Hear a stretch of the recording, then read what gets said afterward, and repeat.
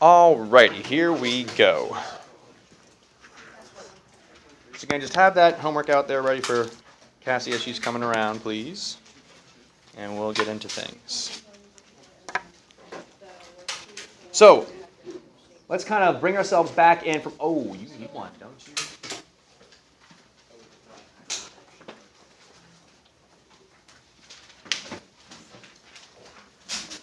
There's a video on the Google Classroom.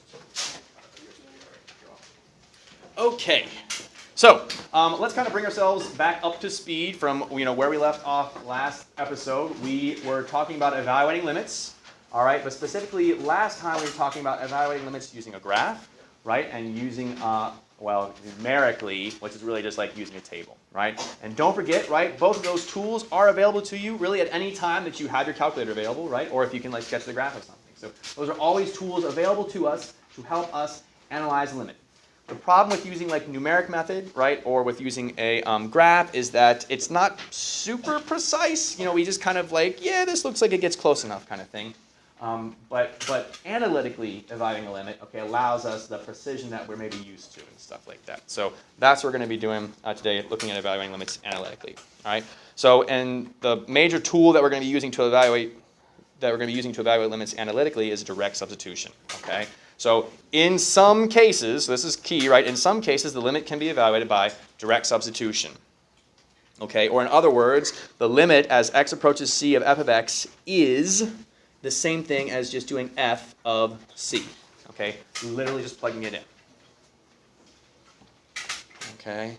This IFF is an abbreviation. You maybe have seen it before. It stands for if and only if. Okay, so this little IFF is not a typo. It stands for if and only if. So this statement is true. The limit is x approaches c of f of x equals f of c if and only if f of x is continuous. Okay. Now, we will discuss continuity more specifically a little bit later, I think in section 2.4, I want to say. So not today. But does anyone have any idea? So what can you describe to me, what does continuity mean? What does it mean to be continuous? For a function to be continuous? Or what does it mean maybe to be not continuous? Shelby? No holes and it's not. Okay, no holes. And it's not what? Piecewise. So most of the time, right, the piecewise functions, there's like jumps or gaps in them and stuff like that too. We could have piecewise functions that are continuous if they do join up perfectly at all the pieces. But yes, so like no holes, no like jumps. That's not really like a mathematical term. Okay? Or gaps, you could even say. Okay? There's one other like major discontinuity that we haven't mentioned here. No asymptotes. Exactly right. Yeah, we don't want to see any asymptotes either. Okay. Those indicate discontinuities. Okay, bless you, discontinuities. And again, we'll discuss, the like mathematical definition of continuous a little bit later, not right now. But it's just helpful, to kind of like be on your toes. If you've got a function and you see there could be a hole, or there's maybe jumps or gaps. If you see the graph, or if there's going to be asymptotes, again, just be on your toes. Be like, okay, this could be discontinuous, so maybe I can't use direct substitution here. So anyway, so we evaluate some limits here. All right, so we want to find the limit of, as x approaches 1, of x squared plus x plus 2 all over x plus 1. And so we're just going to do direct substitution, right? So we'll just plug it in and see if it works. All right, so just like that, plugging in the 1. And we get, 4 over 2, so 2. Okay.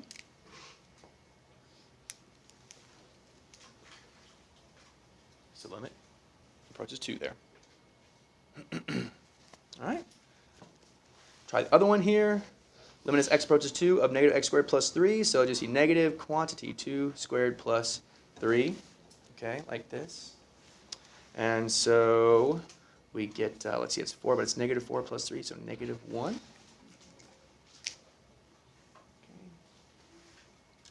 Keep in mind here, you can also check these on your calculator too, right? I mean, you can use your calculator to help you. Obviously, I don't think there's like a limit command on the calculator, but you can, type in, okay, like negative 2 squared, not 2x squared, sorry. Negative 2 is being squared there, plus 3, and we get negative 1. Okay. be careful how you type this in too, okay?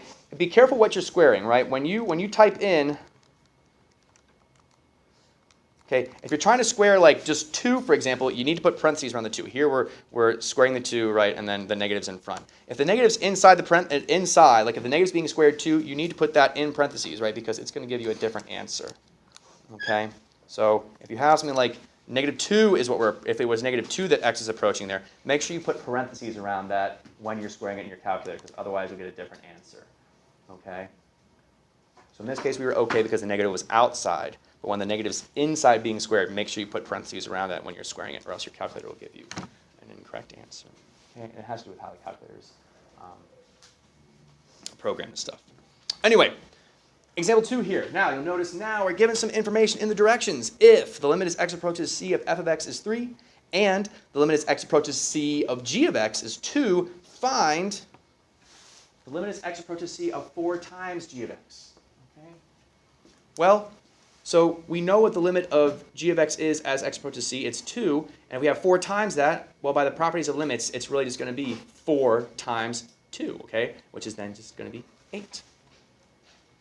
All right? We can literally just, substitute in the value. Without knowing what g of x is, we're told the limit, though, so we can just use that information to evaluate the limit.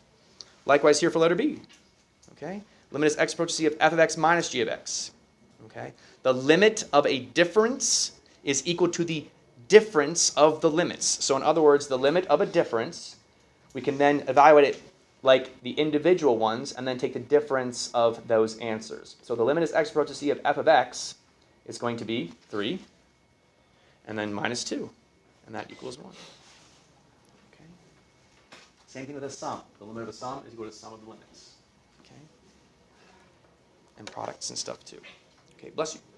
All right, let's try this one here. So here we got 5 times f of x minus 3 times the quantity g of x squared. And so it'll just be 5 times, and again, we can just evaluate that. So it's going to be 3 in for the f of x minus 3 times g of x, which is 2, quantity squared.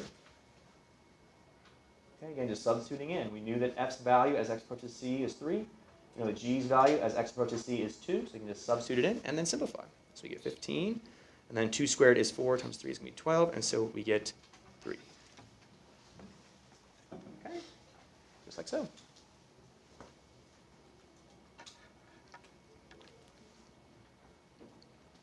Okay.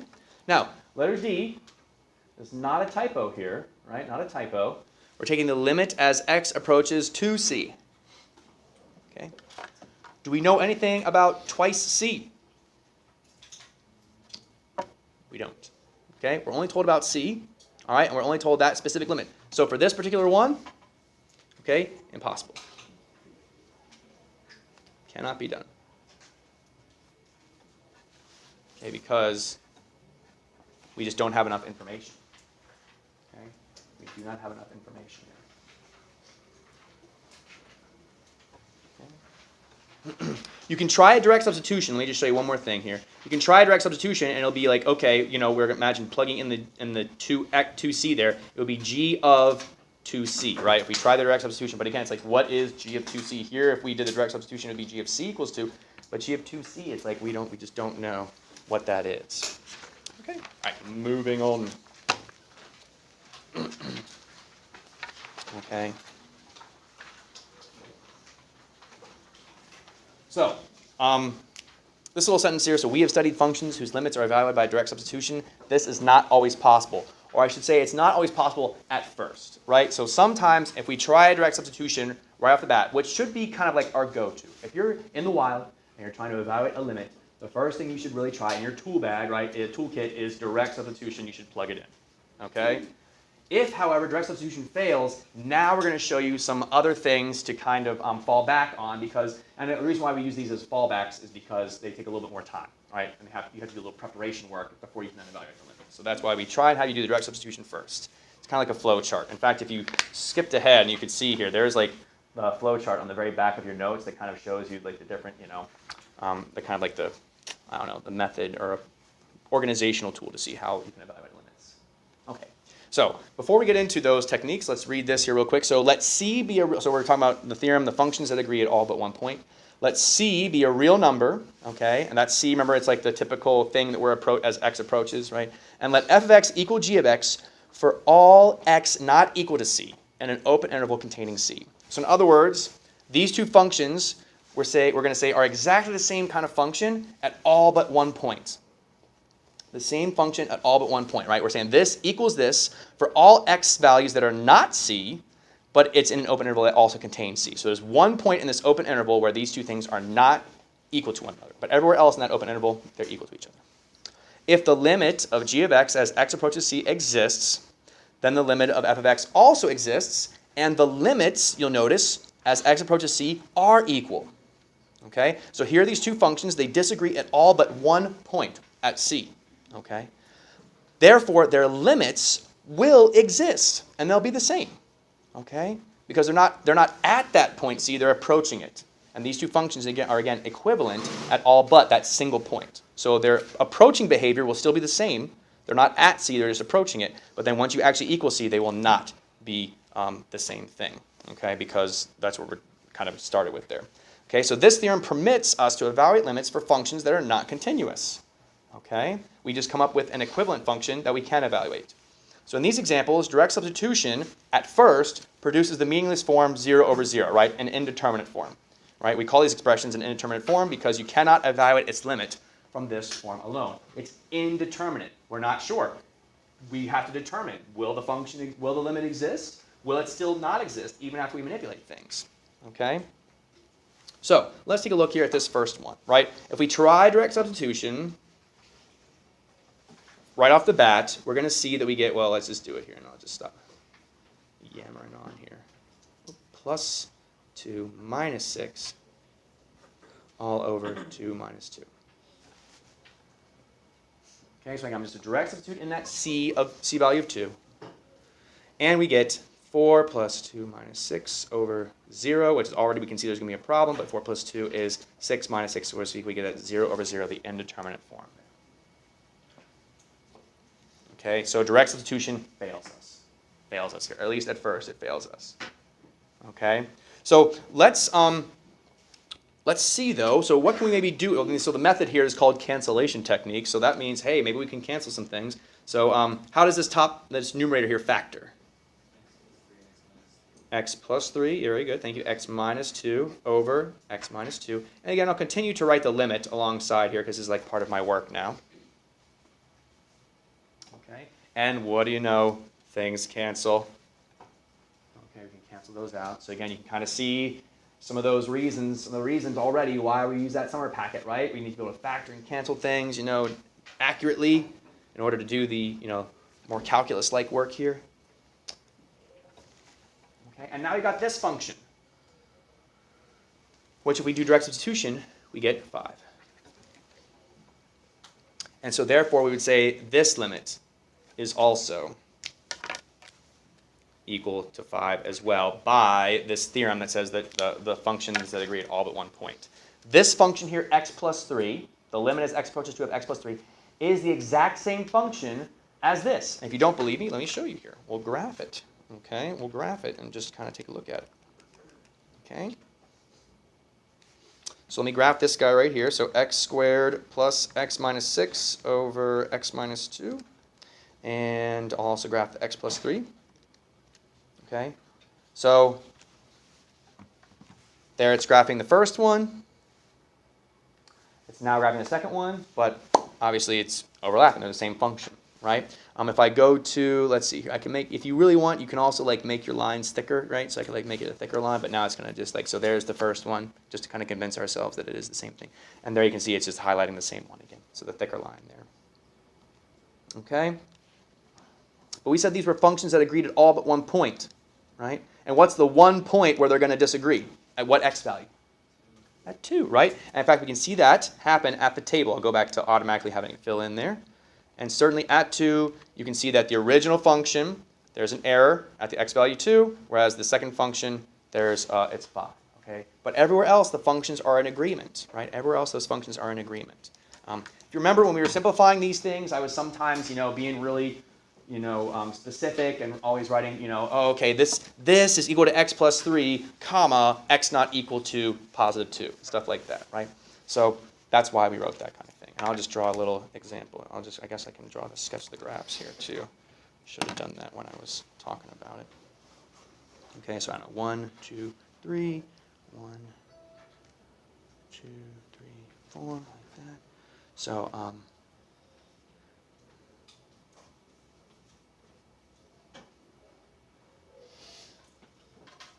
okay, so something like that. And I guess I'll put the problem in 1, 2 there. So 3, 4, 5, 2, 5 was where the issue was. Okay, just like that. Okay, a little circle, open circle, a hole there. That should be a hole. Might be hard to see in the back or something like that, but that's a hole there. Okay. All right. So number 4, why don't you guys go ahead and try that one? At least factor it real quick. Difference of cubes, okay? Difference of cubes, so make sure you factor it accurately, right? Because we're going to be evaluating things too. So make sure you factor it accurately. So go ahead and take a couple seconds, factor that thing.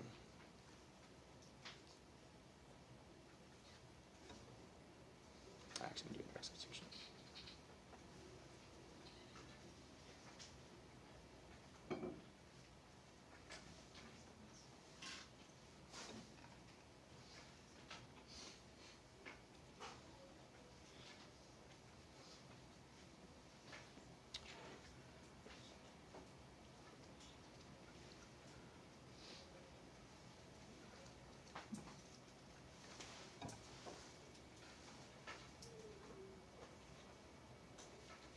And then if you feel like you got it, go ahead and just evaluate the limit there too if you'd like.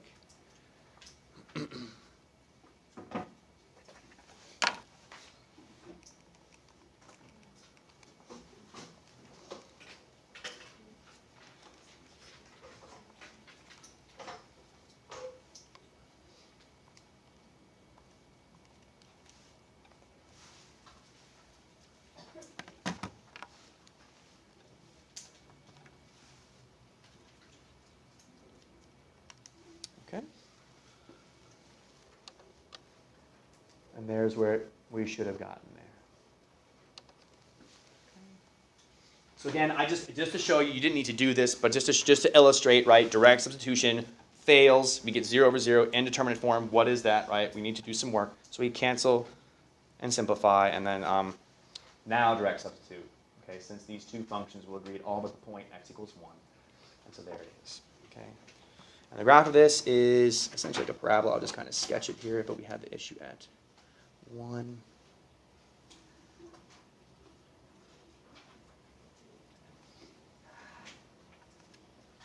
Okay. Ooh, that's supposed to be 3. 1, 2, 3. There we go. Okay, so something just like that. Questions on any of that so far? Easy peasy? All right. Moving on. Next technique, rationalization. All right? And so part of the skill that you want to be developing here as you're working, right, is being able to recognize which tool fits which problem, right? Okay? So, when you see polynomials, right, stuff in the numerator and denominator, rational polynomial stuff, cancellation technique might be a good idea. Here, when we see square roots, this rationalization technique, okay, or we see these roots, rationalization technique may be something that you want to do. Again, we can try direct substitution here. Plug in 0. 1 minus the square root of 0 plus 1 over 0. Okay, we can already see we're going to get 0 in the denominator. But then I do 0 plus 1 there, which is 1. Square root of 1 is 1. So I get 1 minus 1 over 0, which is then just 0 over 0. Again, indeterminate form. Okay, so a direct substitution does not work there. So instead, we will rationalize. Now, I know I told you that we don't have to rationalize in this class, but in this case, we actually are going to have to use some, like, a rationalization technique. All right, so I guess I didn't exactly say what I meant there. All right, but anyway. So rationalizing here means we want to get rid of this square root. So what should I multiply by over here to eliminate this square root here? What's that? Not the reciprocal. A similar idea, though. Conjugate is the term, right? And so can you describe what would that look like in this case, Lily? 1 plus. 1 plus. square root of x plus 1 over 1 plus the square root of x plus 1. So we're really multiplying by 1 here, right? We're bringing in this quantity, but it's really just equal to 1. But we're going to multiply by the conjugate form of the root there. Okay? So this is going to be some fun algebra for us. So we have to FOIL this out. It's two terms, the 1 minus the root x plus 1. So it's 1 is one of the terms, root x plus 1, and then over here 1 and root x plus 1. So it's kind of like, FOILing, multiplying two binomials. So 1 times 1 is 1. Okay? The outer terms, positive 1 times a positive root x plus 1 is positive root x plus 1. Negative root x plus 1 times a positive 1. So again, that was the outer, and I'm going to do the inner. Negative root x plus 1 times 1, negative root x plus 1. And then the last, negative root x plus 1 times positive root x plus 1. Well, it's root x plus 1 times root x plus 1. The roots will cancel out and leave us with just x plus 1. But we have to be careful. It's a minus the quantity x plus 1 there. Okay? Again, root x plus 1 times itself, it'll be like root x plus 1 squared, which becomes just the x plus 1. But then it's a positive times a negative, so it's like minus the quantity. Okay? And then all over x times 1 plus square root of x plus 1, like so. Okay? Questions on just that step right there that we just did? Questions on any of that? All right, and so now we do some simplification. And again, if you feel like you'll ask me later, that's fine too. I'm going to go ahead and take care of distributing that minus sign. So I'll make it plus, and then just make it negative x here, and then negative 1 there. Positive 1 and negative 1 will cancel in the numerator there. The negative x doesn't have anything to cancel with. What else will cancel in the numerator, though? What else is going to cancel? Square roots. Yeah, we have a positive root x plus 1 and a negative root x plus 1. They're exactly the same term, just opposites. They cancel. Well, that's nice. We're left with negative x in the numerator over x times the quantity, 1 plus the square root of x plus 1. Okay. Notice I did not distribute the x in the denominator. Okay. In fact, I would recommend not doing that in this case because the x's cancel. Right? You can cancel one more. We'll get negative 1 over 1 plus the square root of x plus 1. Okay, those cancel.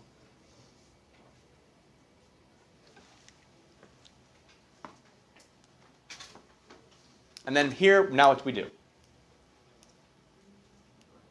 Direct substitution now. Now we do direct substitution, okay? So we'll say negative 1 over 1 plus the square root of 0 plus 1. Okay, negative 1 over, so 0 plus 1 is 1, square root of 1 is 1, 1 plus 1 is 2. Negative 1 half.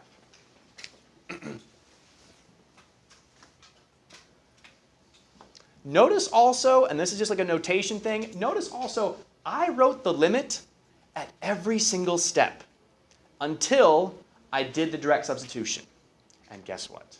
You need to do the same thing too, okay? Because otherwise you are not writing good math, okay? And that can cost you on tests and potentially the AP test if you were evaluating a limit and stuff like that as well.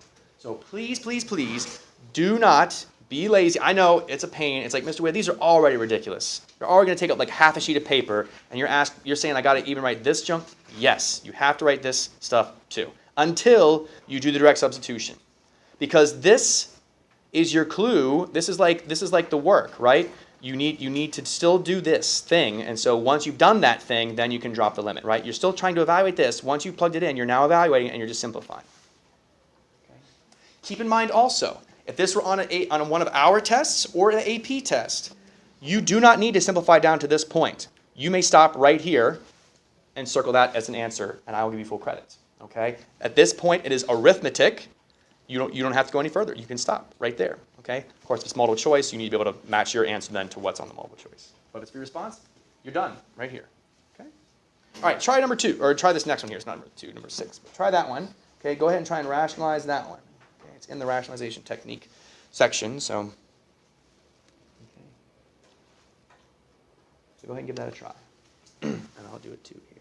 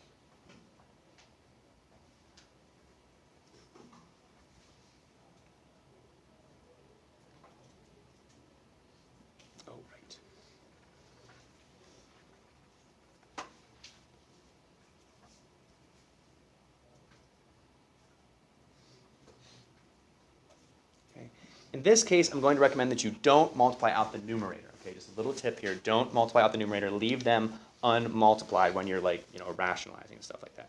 Don't multiply out the numerator. I'll give you that little tip here. Okay, definitely multiply out the denominators though.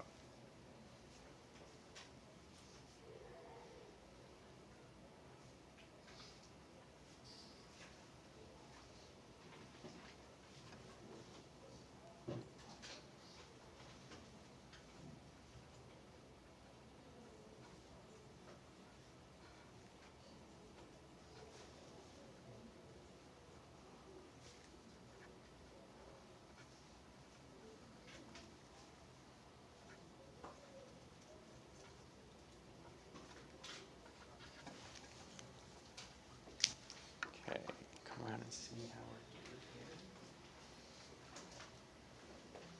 If you're stuck or something, please feel free to ask.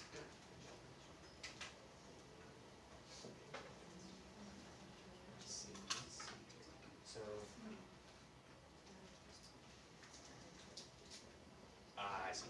So what I would suggest you do then maybe is, so where did you multiply by? Oh, right here is where you did the multiplication. I see huge. Okay, yeah. Your denominator? Perfect. Okay, so simplify the denominator still. So I say go back to here, but rewrite the numerator as the quantity x minus 2 times this. Okay, so don't write this numerator that you have. Just do x minus 2 in parentheses times this in your numerator, and then simplify that in your denominator. Okay, as your next step. So maybe like right there, and then I think you'll see something nice. Okay. Good. Okay, so it should be. Yeah, that's good so far. Yes, continue. Yeah, make sure you can punch on it going. But yeah, continue in things you can't. So, what I would say is don't multiply out x minus 2 and this. Leave it as the quantity x minus 2 times that quantity, and then you see x minus 2. So x minus 2 and cancel.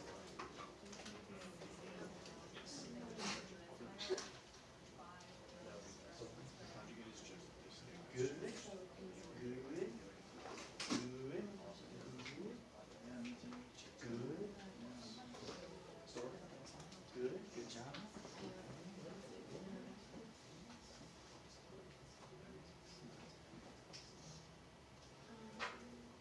Okay, so go ahead. Oh, I'm sorry. I'm like literally. Yeah, no, that's okay. Just my eyes. That's all. Thank you.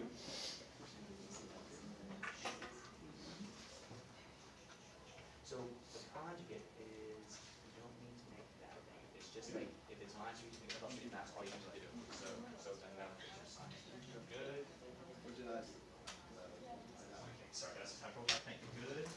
This is it right here, what you're saying? Oh, right there. Yes. Yes. Good. Okay. Okay, good. And then most of the time, since you're multiply the plus 3 square root minus 3 square root, it should be Plus 3 because of right. Yep, that's okay. Good. Should be. So when you multiply the conjugate, it's only this sign that it kind of flips. on the bottom. That makes sense. So yeah, that's a common, right? Plus 3 and then plus 2. That's all. Okay, yeah. Well, I think yeah, because it's not exactly the opposite. The conjugate's not exactly the opposite. It's just the plus or minus sign in between changes. So I'm glad I saw that. Okay. There is your solution. Again, I tried to model here what you would be doing because obviously, right, in the wild, you will not be prompted, hey, this is a rationalization problem, you should do it, right? You're going to be given, here's a problem, find the limit. And you'll need to then be able to, again, distinguish what kind of tool is appropriate for the situation, all right? I would recommend that you at least, think about direct substitution first. If you kind of like automatically just start seeing square roots, I need to rationalize.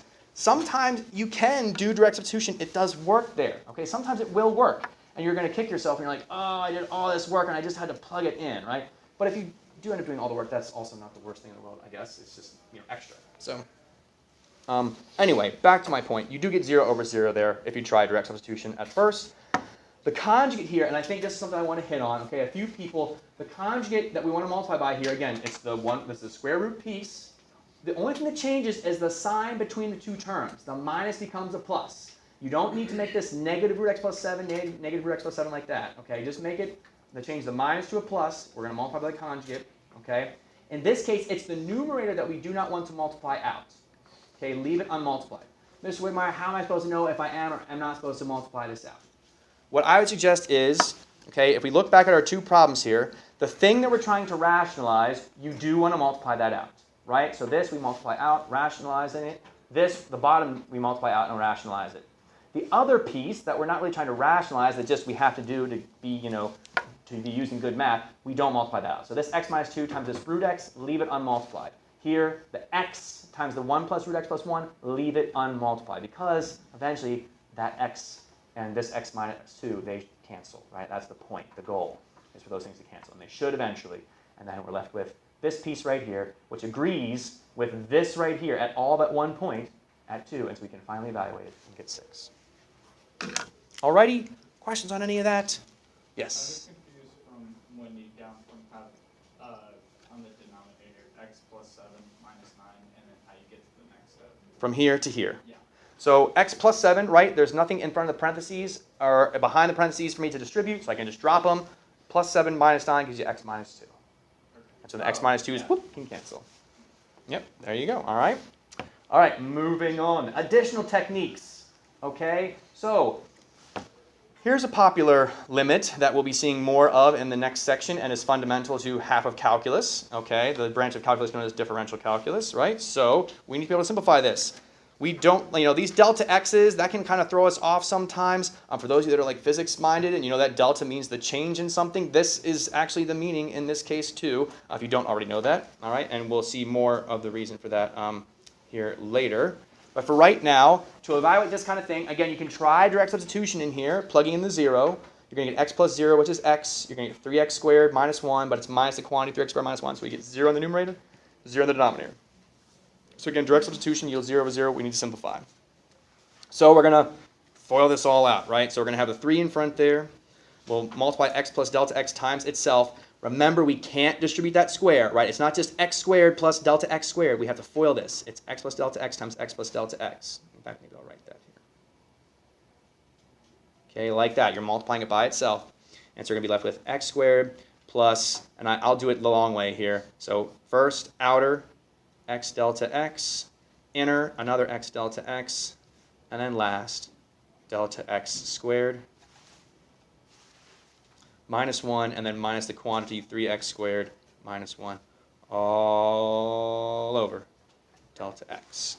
Okay? I'm bleeding into the other side there. All right, we'll distribute the 3. So you get 3x squared plus x plus delta x, x delta x plus another x delta x is 2x delta x, but we're going to multiply it by 3, so we're going to have 6x delta x plus the 3 distributes to the delta x squared, so 3 delta x squared minus 1, and then I'll distribute the minus sign here, minus 3x squared plus 1. Okay, all over delta x. Okay, so again, the algebra, right? That's all algebra. No calculus involved at all. That's just messy with all those variables. And x's and delta x's. I know x and delta x, they both have the letter x in them, but they are not the same variable, right? X is as different to delta x as x is to y. Right? X and delta x are as different to one another as x is to y. Okay? Why don't we just use a different variable than delta x? Well, because there is some relationship there. Again, we'll worry about that later, but right now anyway. All right, what cancels? 3x squareds. 1. The minus 1 and the plus 1. Anything else? Yeah, not quite yet. We have a little bit more work to do. Okay?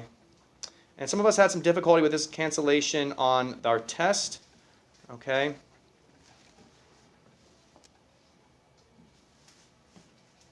Officially, mathematically, what we should do at this point, once we kind of cancel things in the numerator, officially, mathematically, what we should do at this point, okay, factor a delta x from the numerator out, leaving behind a 6x, because there's only one delta x there, and then another delta x. And now those delta x's can cancel, okay, because it was a product. You get that probably canceled out. And so now we're left with the limit as delta x approaches 0 of 6x plus delta x. Substitute in the 0, and we get 6x as our answer. Okay, a little bit funky to be left with a variable still in our solution, right? But in this case, this is the correct answer. This is 6x. It was delta x that was approaching 0, so only delta x, you get the 0 plugged in. Question. Did I make a mistake? Getting the same answer, yeah, but it's 3 delta x squared.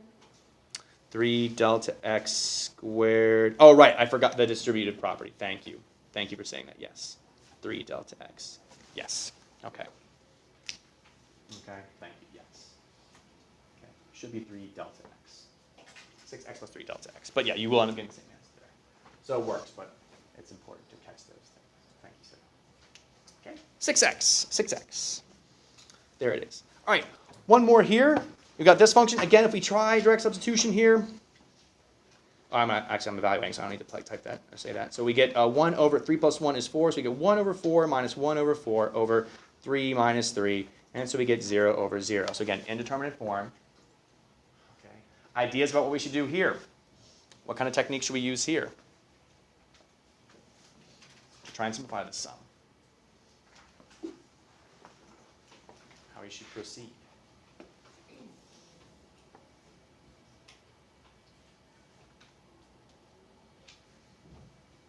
Yeah? Sarah? To start, simplify the numerator. Okay. It's 2 different terms. So like common denominator in the Yeah. numerator. Yep, then exactly right. When you got a bunch of fractions mixed together, folks, try putting them together using common denominators. Okay? So this fraction here, the 1 over t plus 1, and we have 1 over 4. So this fraction is missing the 4 in its denominator that this one has. So I'll multiply this one by 4 over 4 like that. This one's missing the t plus 1, so I'll multiply by t plus 1 over t plus 1, like so. And so in the numerator of our fraction, the numerator of the first fraction there is going to be 4 over the quantity 4t plus 1 minus t plus 1 over 4t plus 1 all over t minus 3. Okay. Notice again here, I'm not distributing that 4 to the t plus 1s in those denominators. I think it's going to be helpful to leave them multiplied, I guess, not multiplied, leave it factored, because again, we're trying to cancel things. So you start multiplying stuff through, you're just going to end up factoring once more. So, okay. When we combine here, what's my new numerator going to be here, Sarah? I did negative t plus 3 and then factored out the negative 1. Okay, so yes, so negative t plus 3. So I want to pause there because this is a mistake that we some students had made in the past. I'll try to make a bigger action bar there to show that. Okay. 4 minus t plus 1. What is being subtracted? The t and the plus 1. So it's minus really the quantity. A fraction bar is like a grouping symbol. It's grouping the t plus 1 together as one thing. So when you subtract t plus 1, it's minus the quantity, t plus 1. Okay? So this is really 4 minus t plus 1. Okay? It's really 4 minus the quantity, t plus 1. So you need to distribute that minus sign. Minus t minus 1. So 4 minus 1 is the 3, and then it'd be negative t plus 3. Okay? And so yeah, Sarah could see what was going to happen here ahead of time, but I'm going to leave it like the negative t plus 3 over the 4 times the quantity t plus 1. And instead of dividing by t plus 3, I'll multiply by its reciprocal, 1 over t plus 3.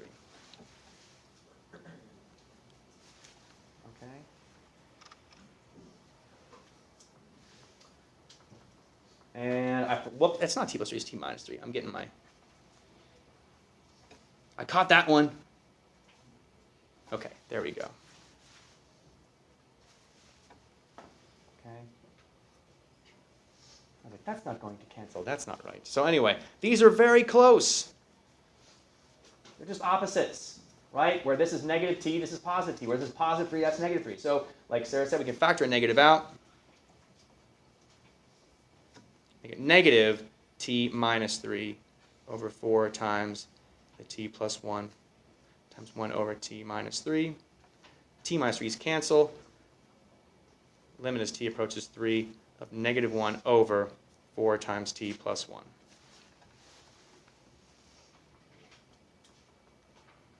Okay. Again, you can see here, this is all algebra, right? It's all algebra, right? We do a little bit of calculus, or not even, I don't even know how to call it calculus. I guess it's like kind of calculus at the beginning, kind of analyze that limit and make sure, to see that it does not exist, right? Get a 0 over 0 indeterminate form. And we're using calculus with the idea of, the functions agree at all but one point. Well, this is all algebra, algebra, algebra, algebra, algebra. Back down to here, and now we're going to evaluate, again, kind of using something we've learned in calculus, where we can direct substitute in here. Get negative 1 over 4 times 3 plus 1, which is, in other words, negative 1/16. Ooh, there we go. Whew. A lot of work for that little thing. Okay, but that's the idea. Questions on any of that? All right. The second page here, I'd like y'all to try these. All right, so y'all go ahead, give these 6 a shot. All right, use your techniques. All right. First 4 involve trigonometry, and then the last 2 involve E. So see what you can come up with there. I'd say probably, I'm not going to say which one I think is the toughest one. Never mind. I don't want to psych you out, so I'll let you look. Some of you may be thinking, all of these are the toughest one, Mr. Widmeyer. Maybe. Okay.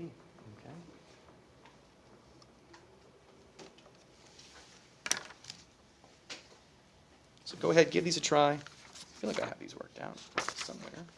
I guess I better do it myself.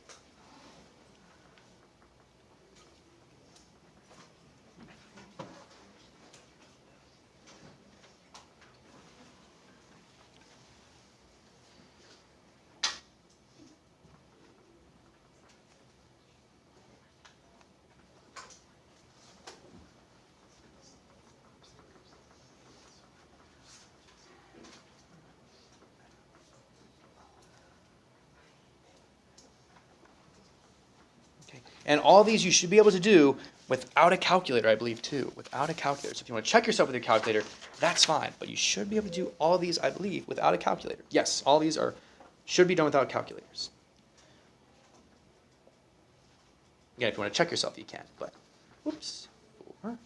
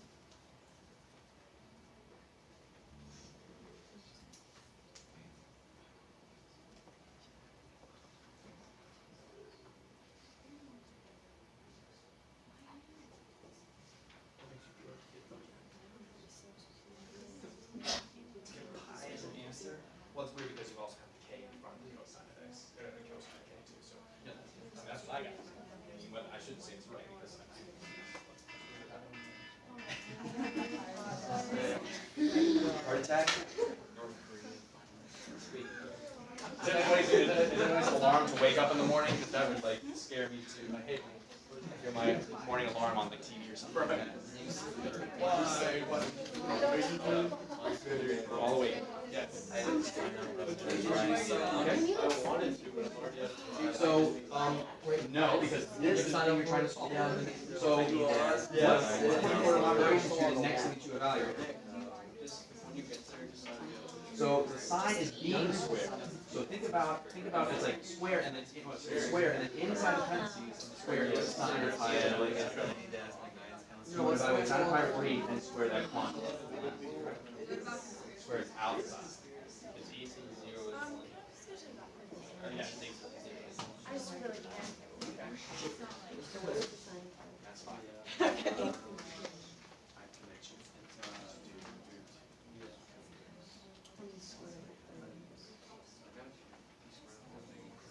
I'm just looking right now, just looking. If you want me to ask, I mean, I'll be happy to let you know whether you think you're right, or at least whether you match what I've got.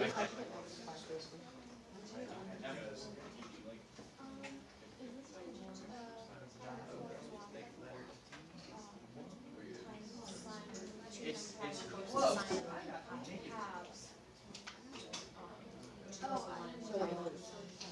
Yes, yes. So I see it in fact goes next.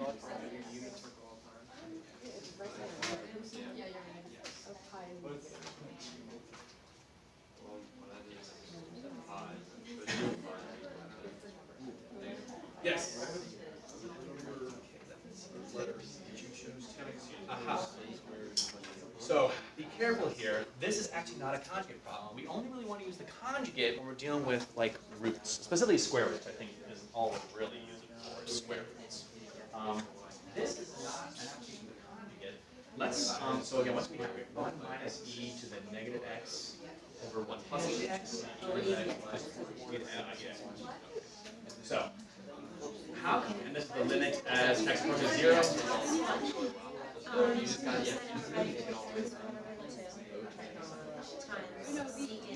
which in this case the technique we're going to use is that like denominator just did. I'd say go from there.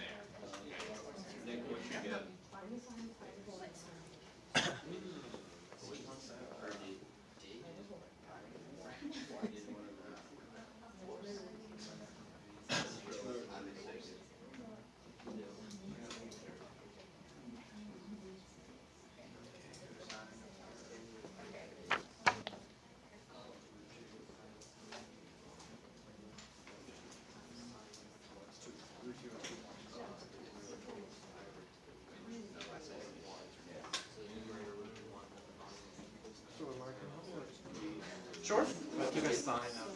So I would actually recommend just like so on this I see what you're trying to do, but the problem is this is sine of 2 theta. So you can't like so the sine here and the sine that's in the tangent you can't exactly cancel out. Because well first of all tangent is sine over cosine. Oh, sine over cosine, sine sine, that wouldn't cancel in the first place. You need sine squared cosine. Yeah. Right? But also because it's sine of 2 theta, you can't cancel it out because from the tangent you're going to have sine of just theta, sine of 1 theta over cosine of 1 theta. And that's sine of 2 theta, so they can't go together because the sine of 2 theta is sine of 1 theta kind of thing. Okay, so what should I recommend? Well, so what is the first I recommend for all these products? Try direct substitution first, see if it works. If the direct substitution works, you're good to go. You don't need to do any sort of fancy cancellation. Okay. All right. Or any fancy techniques. So try the straight up direct substitution first, and I'll let you know if it's going to work. Straight up direct substitution does. Okay. Okay. So let's see. Good. So try direct substitution first. My recommendation. So e to the negative x is the same thing as. Well, how could we write e to the negative x? Oh yeah, they did. So not quite. We can't just do the numbers. Square root is if you had like e to like 1/2, right? So what do we do with negatives? What do negatives do? Essentially, it's supposed to be 1 over e to the x. So I would say rewrite it as 1 over e to the x minus 1.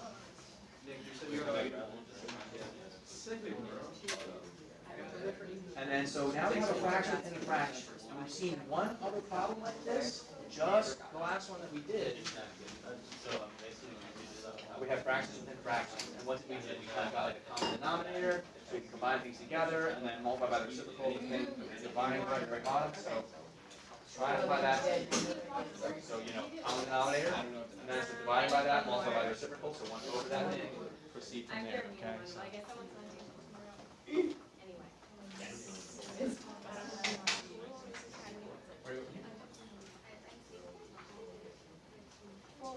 So the multiplies the pi with 4 first. So it's like the C thing. There's 3 inside the C. Dash. So by that, so fix that. So that's 3 pi over 4. So it'll end up being negative 2 over 2. Or I'm sorry, negative 2 over 2.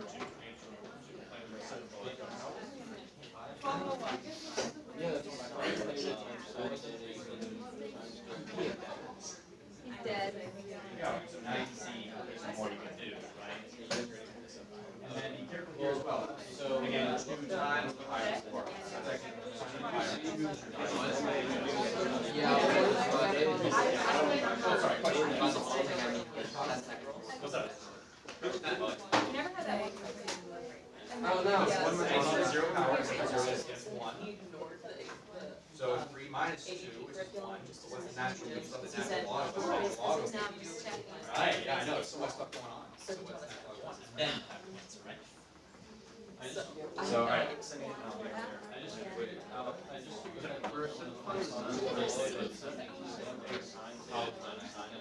Correct. It would be sine, quantity sine theta squared. Yes. Where's the outermost? 2. But then she would C. What's the trouble? What's the trouble? I said, what's the trouble? That's weird. What's the trouble? So that's type. So what should you evaluate first? Yeah, the square. Or should you take sine of pi over 2? This is a weird mathematical notation. You see the square where it is. That means it's the quantity, the sine, the quantity of sine. The sine of pi over 2 first, then square. Is just 1 over x. So you're going to find a common denominator. And then you're just going to have to divide. So actually not the you said abstract is typically reserved for square roots. Negative x. Think about what that is. Right. Oh. It's 1 over e to x. This is actually like that fraction one that we just did. And you said, so this actually means that you have to actually do the sign first, and then you have to square the sign. So this, You can evaluate that. Alright, so let's think back to the definition of logarithms, which you probably don't remember that either, right? So, first of all, remember natural log is log base e. I'm going to talk to your pre-calculus teacher about this, okay? Natural log is log base e of 1, right? What does this equal? Remember, you can rewrite this as e to the what power equals 1. So 0 is your answer. This equals 0 because e to the 0 power is 1, right? This is the exponential form of a logarithm. So the answer is 0.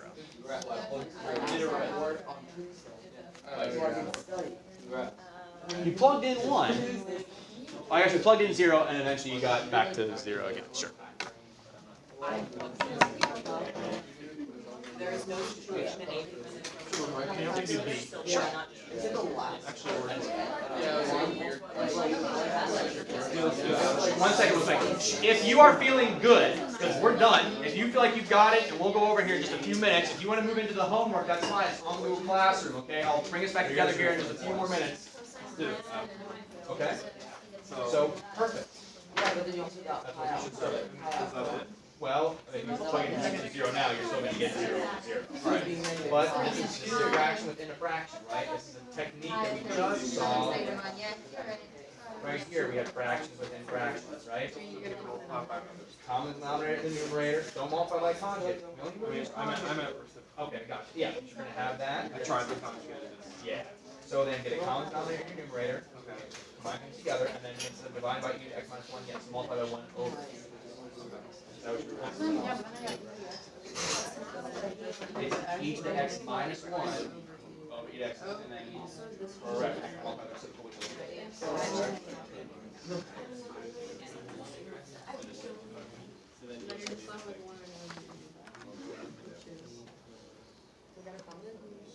okay, so there's A, B, C, and D. A, B, C, and D. Okay, A, B, C, and D. All right. Bless you. Again, this is me, so if I made a mistake, it's quite possible, right? But I think it's all good.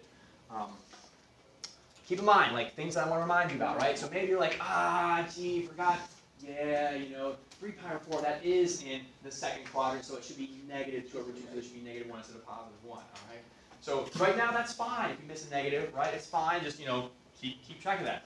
On the test, though, right, on the test, that could be a multiple choice question. And most likely, if it's multiple choice, they will have the option of positive 1 in those answer options, and they'll probably have negative 1. And if you make a negative mistake there, multiple choice can cost you like 5% right there, gone, okay? So please be careful of those negatives, okay? They hurt when you miss them in the test, yeah. So where it says sine of 2 pi times 4, you multiply 2 and 4 pi over 4? Correct. When you see sine 2 pi like this, or sorry, sine 2 theta, that's the same thing as really, it's sine of the quantity 2 theta. That's how you kind of see it written. And then also I want to mention here the sine squared. Sine squared of theta, okay, that's just the notation, that we use, but it means really the quantity sine squared of theta, sine of theta squared. Okay, so they put the square there, but that's really, it means sine of theta, the quantity being squared there. Any other questions on those 4? Okay. Then there's E and F. 0 and 1. So I was really happy to see people trying some different strategies here for letter F, right? Rather than, if they saw their substitution didn't work, they're like, hey, let's try one of the other strategies, okay? The conjugate here does not work, okay? You really only want to use the conjugate when you are dealing with square roots, okay? Multiplying the conjugate is really for square roots. Okay, in this case, it's actually like that last problem we did together, where you have fractions within, or where you have the fractions within a bigger fraction. Okay, so you want to get a common denominator in that numerator, combine your terms in the numerator together, and then multiply by the reciprocal of e to the x minus 1 there, 1 over e to the x minus 1. They'll cancel, and then you can proceed from there and go to 1. Okay. Any questions? Any questions for me?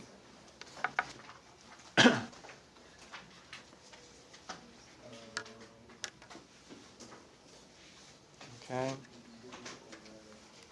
All right, well, I'm sorry I didn't leave you very much time to get started on your homework, but we're done here now. Any set requests for today? Understanding, again, quiz coming up on Wednesday.